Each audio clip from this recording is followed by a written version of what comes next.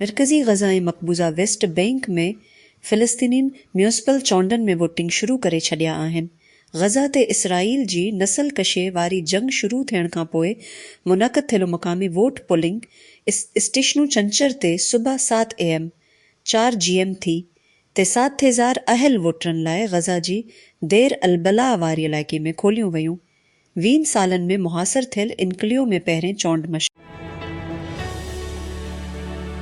जी आफ़ीसरनि जो चवणु आहे त यूक्रेन जी 8 इलाइक़नि में राति जो रूसी हमलनि में घटि में घुरट 5 ॼणा मारिजी विया ऐं 3 ज़ख़्मी थी पिया आहिनि। यूक्रेन जी नेशनल पुलिस जी टेलीग्राम बयान मूजिबि मरकज़ी यूक्रेन जो शहर निपरो सख़्त मुतासिर थियो, जंहिं में 20 खां वधीक माण्हू ज़ख़्मी थिया, जिन में हिकु 9 सालनि जी उमिरि ऐं 2 पुलिस ऑफिसर शामिल आहिनि। शेख हमदान बिन मोहम्मद बिन राशिद अल मखतूम एक इंस्टाग्राम पूल पोस्ट कयो, जंहिंमें 4 वॾा कैमरा फ़ोन शामिल आहिनि। लाइन अप में let's phone, iPhone 7 Pro Max, Vivo X 300 Ultra ऐं Oppo Find X ने Ultra शामिल हुआ। इहे सभी स्मार्टफोन्स वॾी पैमाने ते प्रीमियर कैमरा फ़ोन रेस में संजीदा उम्मीदवारनि जे तौर ते ॾिठो वञे थो। हुकूमत पेट्रोल ऐं डीज़ल जे अघनि में ₹2.50 वाध करे छॾी। 67 लीटर बहिने पैसे फंड प्रोग्राम तहत माली हदफ़नि खे पूरो करण लाइ पेट्रोल ते वधीक टैक्स जी करे जज़वी तौर ते ताज़ी पेट्रोल जी क़ीमत में वाध करे छॾी आहे। ₹365 फ़ी लीटर खां ₹365, जॾहिं त हाई स्पीड डीज़ल जी क़ीमत वधी वई ₹363 लूता खां ₹1 में ख़तमु थियण वारे हफ़्ते लाइ ₹325 फ़ी लीटर। फ़िलिस्तीनी मग़रिबी किनारे गज़ा जे हिकु मरकज़ी इलाइक़े में छंछर ते म्यूनिसिपल चूंडनि में वोटिंग शुरू कयो। पहिरें वोटनि में इसराईल जे गज़ा ते मुतमार हमले खां पोइ हिकु तंग सियासी मैदान ऐं वॾी मायूसी जी निशानदी कई वई आहे।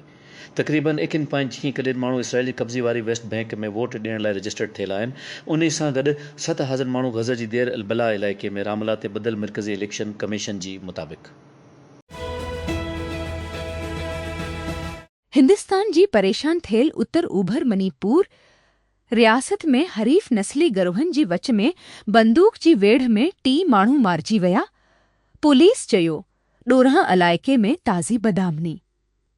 मणिपुर में तक़रीबन 3 सालनि खां वक़फ़ी सां हिंदू मेटी जी अक्सरियत ऐं ख़ासि तौर ते ईसाई कोकी बिरादरी जी विच में जहिड़ा थींदा रहिया आहिनि, जिन में 250 खां वधीक माण्हू मारिजी विया आहिनि। इस्लामाबाद रियासती तौर ते हलाईंदड़ Pakistan LG limited PLL total energies खां $18 फ़ी million British thermal unit MBTU जी नज़रसानी थियल अप्रैल जी विच में तरसील लाइ, जॾहिं त ॿियनि सभिनी बिलनि खे रद्द करे छॾियो। टोटल एनर्जीज़ शुरूआती तौर ते 18 करोड़ से 88 फ़ी MBTU जी बीट कई हुई, पर बाद में ॻाल्हि खां पोइ इन जी आच खे 84 हेठि करे छॾियो। खे समझा रखे थी। अमेरिका हिकु चीनी ऑयल रिफाइनरी ते पाबंदी मड़ी छॾी आहे त हो करोड़नि डॉलरनि जो ईरानी तेल ख़रीद करे। ईरान ते अमरीकी इसराईली जंग खे ख़तमु करण ते इम्कानी नई ॻाल्हि खां अॻु अमरीकी ख़ज़ाने वारी खाती जमी ते चयो आहे त हो हेंगली पेट्रोकेमिकल डालियान रिफाइनरी खे निशानो बणाए रहियो आहे। चीन जो ॿियो नंबर वॾो टेपेट या आज़ाद रिफाइनरी। रामल्ला वेस्ट बैंक ते कब्ज़ो कयो। हानी उदे नाबलिस जी ॾखण ओभर में किसरा जी मेयर तौर 4.5 मुश्किल साल गुज़ारिया आहिनि। गैर कानूनी इसराइली आबादिन ऐं चौकनि सां घिरियल उत्तर वेस्ट बैंक में लॻभॻ 6,000 जी नंढड़ी फ़िलिस्तीनी शहर के बेहद आबादगार हमलनि खे मुंहुं ॾियणो पियो, जंहिं में गुज़िरियल महीने 2 रवासी मारिजी विया। व्हाट्सएप सिधो सुनो तस्वीरनि मां स्टेकर ठाहिण जी सलाहियत शामिल करण वारो आहे, जिन गूगल पली स्टोर ते एंड्रॉइड बेटा वर्ज़न 2.6 शैली शात में ॾिठो वियो आहे। इहो तमामु तेज़ स्टिकर ठाहिण जी इजाज़त ॾियणु घुरिजे। अॻे सार्फ़िन तस्वीर खे खोलण ऐं ओवरफ्लो मेन्यू मां स्टिकर ठाही हिथियार खे मुंतख़ब कंदे स्टिकर ठाही सघंदा हुआ। Pakistan international monetary fund IMF सां हुकूमती खातनि जा सीतो बैंक अकाउंट बंदि करण ऐं 10 करोड़ रुपया मुंतक़िल करण ते इतफ़ाक़ करे वरितो आहे। क़ौमी ख़ज़ाने में 300 बिलियन रुपया अवामी फंडस खे गॾु करण ऐं कर्ज़नि जी ख़र्चनि खे घटाइण जी कोशिशुनि जी हिसी तौरु इहो क़दम IMF प्रोग्राम तहत कयल वाइदनि जो हिसो आहे जति पाकिस्तान कर्ज़नि जे इंतिज़ाम खे मज़बूत करण ते बि इतफ़ाक़ कयो आहे त हो घरेलू कर्ज़नि जे पुख़्तगी जे मदी खे जून 2020 जे ताईं 4 साल ऐं 2 महीननि ताईं वधाए की ओ तोशीरो में भी तस्लीम कयो आहे त जापानी आटो ठाहींदड़ हिन साल जी शुरूआत में चीन में हिकु इंथी खुदकार EV प्लांट जो दौरो करण खां पोइ चीन भर के गाॾियुनि जी ठाहींदड़नि सां गॾु रहण लाइ जदोजहद करे रहियो आहे। हिकु रिपोर्ट मूजिबि माए चीन पैदावार वारी लाइन आहिनि जी रफ़्तार ऐं कारकर्दगीअ ते तमामु घणे गणती खां पासो करे त हुंडा वटि इन सतह ते अमल करण जो घटि मौक़ो आहे। कम्युनिकेशन अथॉरिटी PT सॼी मुल्क में ज़ाती ऐं माली डेटा खे निशानो बणाईंदड़ फिशिंग स्कीमनि में तेज़ीअ सां वाध जी अवामी ख़बरदारी जारी कई आहे। एडवाइज़री मूजिबि फ्रॉड कंदड़ जाली ईमेल्स टेक्स्ट मैसेजिस ऐं वेबसाइट्स इस्तेमालु करे रहिया आहिनि त जीअं हसास मालूमात शेयर करण लाइ माण्हुनि खे फ़रीब कयो वञे जहिड़ोक पासवर्ड वन टाइम पासवर्ड ऐं बैंकिंग जा तफ़सील।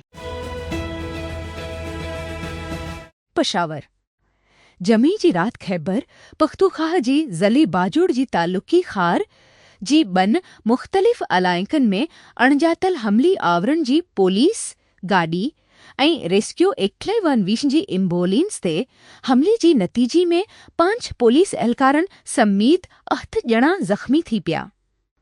पुलिस ऐं रेस्क्यू एथसी इल्ताज़ BVC जे एहलकारनि छंछरु ॾींहुं ॿुधायो त पहिरियों वाक़ियो लोई निसाम वारे इलाइक़े में पेश आयो जॾहिं हमली आवरनि पुलिस एहलकारनि खे वेझनि मेगानो पोस्ट ते खणी वेंदड़ पुलिस मोबाइल ते फायरिंग कई।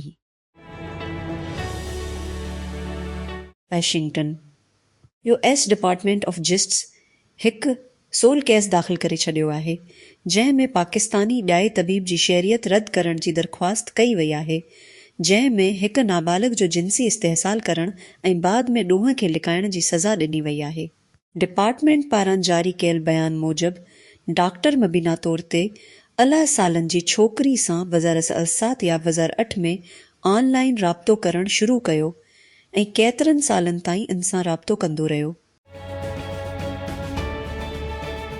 फ़ाइज़ा भट्ट जी बारे में मूं पहिरियों भेरो ॿुधो हो जॾहिं नावल निगार HM नक़वे मूंखे ॿुधायो हो त हिन जो आर्ट वर्क हिन जी रोल किंग पहिरें नावल होम्बो आई वो हज़रनो जी सरवरक ते इस्तेमालु कयो पियो वञे। हिन किताब जी हार्पर कोलन इंडिया एडिशन में हिकु शानदार तस्वीर पेश कई वई जेका फ़ीज़ा जी हाण दस्तख़ती अंदाज़ खे ज़ाहिर करे थी जंहिं में हिन खे पंहिंजी मख़सूस इस्पन इंडो फारसी पार दुख्त पॉइंटलिज़म नंढी टेक्निक ते ॾेखारे थी। फास्ट फॉरवर्ड 16 साल फ़ीज़ा हाणी एट छस्ती हैन वेंस बेनाल VB में पाकिस्तान जी नुमाइंदगी करण लाइ तयारु आहे जेको यकीनन आलमी हमासर आर्ट कैलेंडर ते सभ खां वधीक माज़िज़ ऐं बासर तक़रीब आहे जेको हिन साल 9 मई ते शुरू थींदो। 5 EB सबलीम टेरीन जी उनवान सां हिन साल जो पाकिस्तान पोलिन जेको बेट्रिस एफिमेंट्स फिलिसियानो पारां कयो वियो आहे सिर्फ़ ॿियो भेरो मुल्क VB में हिसो वरितो आहे। इन करे उमीदूं क़दरती तौर ते काफ़ी बुलंद आहिनि। हिकु मशहूर शिपिंग तंज़ीम अमेरिका ऐं ईरान जी तिजारती जहाज़नि ते कब्ज़े जी सख़्त मज़म्मत कई आहे ऐं उन्हनि जे अमलदारनि खे फ़ौरी तौर ते आज़ादु करण जो मुतालबो कयो आहे। अल जज़ीरा सां हिकु इंटरव्यू में जॉन स्टुअर्ट बीन अल-अक़वामी चैम्बर ऑफ शिपिंग जैरी डायरेक्टर चयो त सामूंडी जहाज़नि खे पंहिंजी कारोबार जी बारी में वञण जी इजाज़त ॾिनी वञी आज़ादी सां ऐं बग़ैर ये बि नया मुतारफ़ करायो आहे। चैट GPT तस्वीरूं ॾे इन जी तस्वीरी जनरेटर जो जदीद नुस्ख़ो वर्ज़न कोची जी रिलीज़ थियण खां 1 साल पोइ नओं निज़ाम सोचण जी सलाहियतनि खे शामिल करे थो ऐं वधीक तरक़ी याफ़्ते कमनि लाइ ख़ुदकार बसलियत ते ध्यानु ॾेई थो। इस्लामाबाद वीब डेस्क घरो वज़ीर ऐं PCB चेयरमैन मोहसिन नक़वी चयो आहे त वज़ीर आज़म शहबाज शरीफ़ पाकिस्तान सुपर लीग PSL जी इदाणहीन एडिशन जी फाइनल लाइ तमाशाइन खे स्टेडियम में अचण जी इजाज़त ॾियण जो फ़ैसिलो कयो आहे। एकस ते हिक पोस्ट में PCB चेयरमैन चयो त हिन वज़ीर-आज़म शहबाज शरीफ़ खे दरख़्वास्त कई आहे त PSL इदलनि जी फाइनल दौरान स्टेडियम में तमाशाइन खे अचण जी इजाज़त ॾिनी वञे। वेंस बेन्नाल इंटरनेशनल आर्ट नुमाइश में जिजन ख़मीस ते चयो त अहे उन्हनि मुल्कनि जी फ़नकारनि ते घोर न कंदा जिन जा अॻुवाण बैन अल-अक़वामी फ़ौजदारी अदालत में इल्ज़ामनि खे मुंहुं ॾेई रहिया आहिनि, हिक ज़ाहिरी हवाली सां रूस ऐं इसराइल। 5 ज्यूरी मेंबर जेके अहरुदस शिरकत कंदड़नि मां गोल्डन ऐं सलोर लाइन एवार्ड्स जी फ़ातिहनि खे चौंडींदा। चयो त आहे 9 मई ते शुरू थींदड़ तक़रीब में पंहिंजी किरदार जी हिस्सी तौर इंसानी हक़नि जी दिफ़ा लाइ अज़म करण ते मजबूर थी रहिया आहिनि। ॾींहुं ऑफिस FO चयो आहे त सदर आसिफ अल ज़रदारी 5 अप्रैल खां पहिरें मई ताईं चीन जो दौरो कंदो, जंहिं में इक़्तिसादी ऐं वापारी ताउन सां गॾु पाक चीन इक़्तिसादी राहदारी CPEC ते ध्यानु ॾिनो वेंदो। FO मूजिब सदर 5 खां 27 अप्रैल ताईं चांगशा, हुना सूबी जो ऐं 28 अप्रैल खां पहिरें मई ताईं सनिया जी शहर हिनान जो दौरो कंदो। लॉस एंजलिस लिकर्स लेबरून जिमस खां 9 पॉइंटनि सां भरियल होस्टन रॉकेट्स खे ओथ खे ओवर टाइम थर्लर में शिकस्त ॾेई पंहिंजी ई प्लेऑफ सीरीज़ में 30 ज़ीनो तां हाराए वरितो। जिमस 1 सालनि जी सुपरस्टार पंहिंजी 29 पोस्ट सीज़न में रांदि कंदी। जुमा ते रेगुलेशन में 3.6 सेकंडनि सां गॾु 1 चोरे ऐं 1 रांदि टाइटन पॉइंटर सां गॾु आयो। अमरीकी सीनेट एंदड़ हफ़्ती सदर डोनाल्ड ट्रंप खे केबा ते हमिलो करण खां रोकण लाइ डेमोक्रेटिक क़यादत जी कोशिश ते वोट ॾींदो। सीनेट जी मुआवनन जमी ते चयो त रेपबल्कन जी धमकियुनि जो जवाब ॾींदी ॿेट जी ख़िलाफ़ फ़ौजी कार्रवाई कई वञी। डेमोक्रेट सीनेटर्स टमकाइन एडम शेफ ऐं रोबिन गिलेगो गुज़िरियल महीने केबावार पावर्स रेज़ोल्यूशन मुतारिफ़ करायो। सीनेट जे ज़ाब्तनि जे तहत सीनेट जे रेपबल्कन अॻुवाणनि खे उनखे वोट ॾियण जी इजाज़त ॾियणु घुरिजे। इस्लामाबाद वेब डेस्क घरो वज़ीर ऐं PCB चेयरमैन मुहसिन नुकवी चयो आहे त वज़ीर आज़म शहबाज शरीफ़ पाकिस्तान सुपर लीग PSL जे एटेराहेन एडिशन जे फाइनल लाइ तमाशाइन खे स्टेडियम में अचण जी इजाज़त ॾियण जो फ़ैसिलो कयो आहे। एक्स ते हिकु पोस्ट में PCB चेयरमैन चयो त हिन वज़ीर आज़म शहबाज शरीफ़ खे दरख़्वास्त कई आहे त PSSL अल्लार जे फाइनल दौरान स्टेडियम में तमाशाइन खे अचण जी इजाज़त ॾिनी वञी। एवरेस्ट वारी इलाइक़े में हज़ारे माण्हुनि जी ज़िंदगियुनि खे बचाइण लाइ तयार कयल इब्तिदाई ॿोॾ वार्निंग सिस्टम शायदि हाणे कमु न करे रहियो आहे। नेपाली अमलदारनि BBC खे तस्लीम कयो आहे। बाद में उनखे तबाह थियण जी इजाज़त ॾिनी वई हुई। इहो इंकिशाफ़ इन वक़्तु थियो जॾहिं मक़ामी शेरपा बिरादरी जी ॻोठाणनि BBC खे ॿुधायो त 2016 में ख़तरनाक अमजा बर्फ़ानी ढंढ खे आख़िरी भेरो ख़तमु थियण खां पोइ केतिरनि ई सालनि खां गॾियल क़ौमुनि जी सेकार सां हलंदड़ मंसूबी जो को बि माइनो न कयो वियो हो। वालारेल कश्मीर में पहलगाम में अफ़सोसनाक हमले जे 1 साल खां पोइ बि भारत हिकु मुख़्तलिफ़ आलमी हक़ीक़त में रहण पसंदि कंदो। उहो चाही हा त पाकिस्तान खे आलमी सतह ते अकेलो कयो वञी।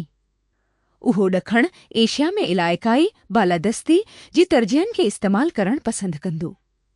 इहो चाही हा त दुनिया में दहशतगर्दी जी सभ खां वॾी वेढ़ाकनि जे तौर ते जशन मिलाही, जीतोणीक जीअं पाकिस्तान जी इतलात वारी वज़ीर अताउल्लाह तारड़ इशारो कयो। हन पहलगाम वाक़िए जे हवाले सां को बि मज़बूत सबूत पेश न कयो आहे ऐं न ई इत्मीनान बख़्श वज़ाहत पेश कई आहे। इन्हनि शयुनि मां को बि न थियो आहे।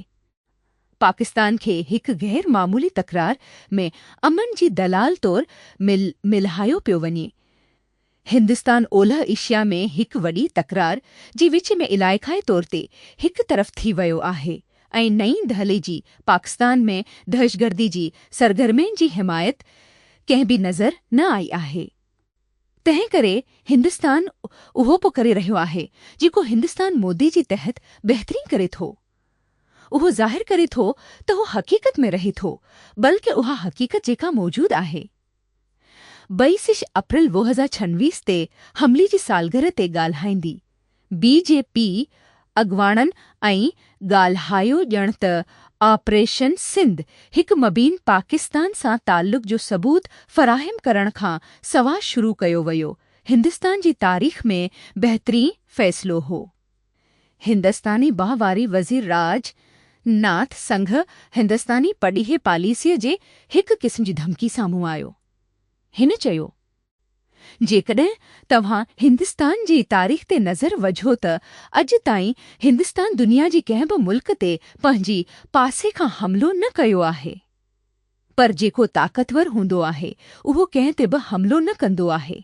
पर जेकॾहिं को पाड़ीसरी मुसीबत पैदा करण जी कोशिश करे त पोइ डाट डाट डाट सभु पाड़ेसरी ठीकु आहिनि, रॻो हिकी मुसीबत आहे।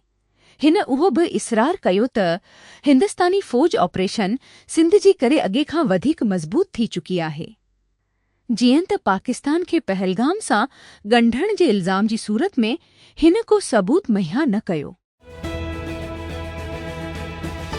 पिशावर ख़ैबर पख्तूनख्वा जी वॾी वज़ीर मोहम्मद सैल आफ़रीदी जमी ते सूबाई हुकूमत जी मौजूदु रिश जो जाइज़ो वठण ऐं PTI बानी इमरान ख़ान जी केसनि जी ॿुधणी में देर थियण ते विफ़ाक़ सां ताउन ख़तमु करण जो ख़बरदार कयो आहे।